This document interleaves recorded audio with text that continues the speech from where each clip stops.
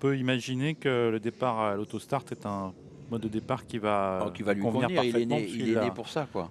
Il est né pour ça, en effet. Et Il a s'y a toujours couru exercé dans ce souvent à genre plusieurs reprises avec de bonheur. configuration. C'est plutôt les départs voltés qui les troublent un peu, ces chevaux étrangers. Et puis toujours est-il que la voiture n'est pas troublée parce qu'elle est partie et qu'on ne va pas tarder à lâcher les chevaux. Une course très très intéressante que ce prix de Milan avec, avec peut-être le gagnant de l'UET dans cette course et puis au moins des chevaux qu'on aura peut-être l'occasion de voir dans le prix d'Amérique déjà dès l'année prochaine. Est-ce qu'on se dirige vers un duel entre Robert Bie et Athos des Elfes, tous les deux sur la première ligne avec le numéro 3 et le numéro 4. On les voit tous les deux donc ici côte à côte, les deux grands favoris. Puis il y a Rudubac également qui est très joué mais qui part sur la deuxième ligne. On accélère avec à l'extérieur un cheval qui a été repris d'entrée de jeu, c'est le numéro 8 Rod Stewart. Très bon départ pour le grand favori Robert Bie. Athos des Elfes a été un peu pris de vitesse. Bon départ également pour le 5 Alizia du Castel qui accélère au centre pour tenter peut-être de se rabattre au commandement, même si Test of Bourbon avec Jean-Pierre Dubois l'ont contré à la corde. Et c'est Test of Bourbon d'ailleurs qui hérite du commandement dans le premier tournant. Alizia du Castel qui est deuxième, suivi encore par Robert Bie, le grand favori. Athos des Elfes quant à lui est à mi-peloton, le numéro 4, alors que le numéro 6 Hakim du Cap Vert vient quant à lui un petit peu plus loin en retrait parmi les derniers. Sortie du tournant avec Test of Bourbon qui a très nettement l'avantage devant Alizia du Castel qui porte le numéro 5.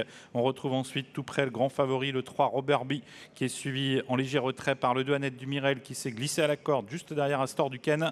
Au centre, on retrouve le 12, c'est Rudubac, suivi encore également par Athos des Elfes. Robert Bie qui accélère très sèchement pour tenter de prendre le sillage de Test of Bourbon à un tour du but. Robert Bie qui est venu se placer donc dans le sillage quasiment de Test of Bourbon mais qui réaccélère maintenant. L'allure est très sélective pour le moment. On retrouve Alizia du Castel, troisième. Rudubac, le numéro 12, c'est la Casaque Blanche qui est venue très vite, suivi par le 4 Athos des Elfes, lui-même suivi par le 10 Aliénor de Gaudrel, alors qu'Hakim du Cap-Vert est toujours parmi les derniers et se retrouve ensuite donc pour l'instant en léger retrait avec également assez loin derrière Ariane Gir avec la ligne d'en face.